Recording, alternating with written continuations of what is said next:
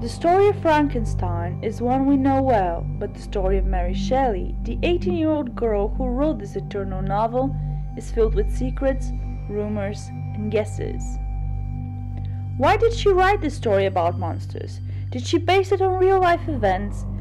Did she draw inspiration from particular scientists who played with life and death? Mary Shelley was a young and curious girl whose gene pool was better than good.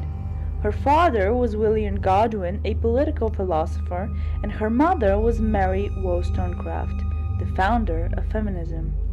The young girl was around scientists, philosophers, and writers from a very early age.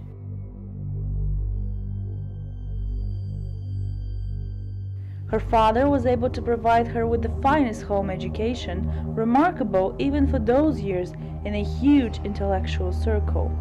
When she was 18 years old, she and her soon-to-be husband, Percy Shelley, who was one of the famous men of letters, were spending time in Geneva with a couple of friends, one of which was the English poet Lord Byron. The group stumbled upon old German ghost stories that inspired them to make a little contest on who would write the most horrifying ghost story with a gothic flavor. Being fascinated with Darwin experiments on voluntary motion and the existential question of life and death, Mary Shelley wrote a story she claims was inspired by one of her nightmares. This is how the famous story of Frankenstein was born. She waited 2 years to publish the story, and she did that anonymously. However, in the second edition, she was credited as the author, and the rumors about Frankenstein's story began.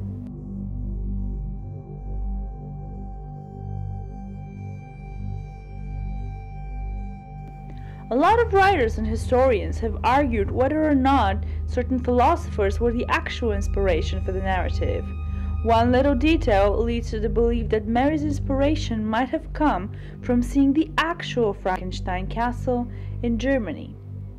2 years prior to her trip to Geneva, Mary Shelley visited Germany and took a boat trip down the Rhine River. She stopped in the town of Gernsheim, that just so happens to be 17 kilometers away from the castle of the Franks, or otherwise known as Burg Frankenstein.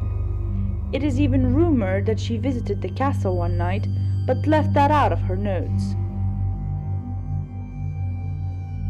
Frankenstein Castle has been a home to many families, but one of his occupants in particular makes our hair shivers and gives us a reason to consider that Germany might hide the origin of Frankenstein.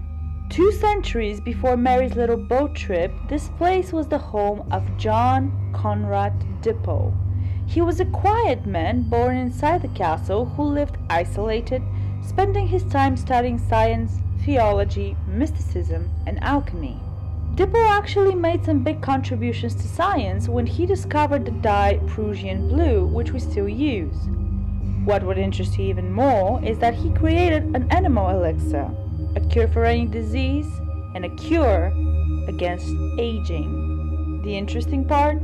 He used to borrow animal remnants to make it. As an alchemist, he was of course fascinated with the human soul and the means to make life last forever. He documented many animal experiments he performed trying to transfer the soul of the dead into the body of the living. He went as far as to claim that his potions can exorcise demons and that the human soul can be transferred from one body to another by simply using a hose, funnel, and a little lubricant. This is where the facts stop and the fiction takes the wheel. People believe that he switched the dead animals for human corpses. Of course, he was not the only scientist who chopped up bodies, but apparently he used to exhume freshly buried ones out of the local graveyards because he believed the soul was still in there. More rumors state that he attempted to make an elixir of life out of liquid human remains, since he was so successful with the animal elixir. The most ghastly rumor is that he used to switch hearts and eyes of different human bodies in his attempt to transfer the soul.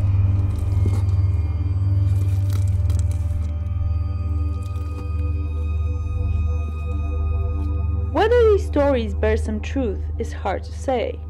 Could all of these rumors have been spread by jealous colleagues or by the local folks because he was an isolated stranger who lived in the castle up the hill?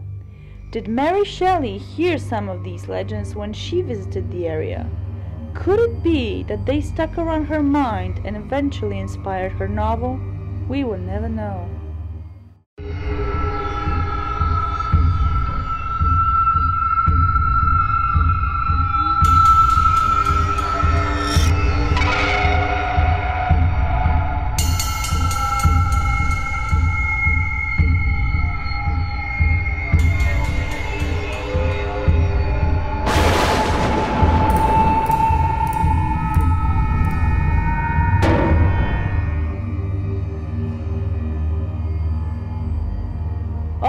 For sure is that the 18-year-old Mary wrote a story about a madman trying to reach immortality by creating a monster.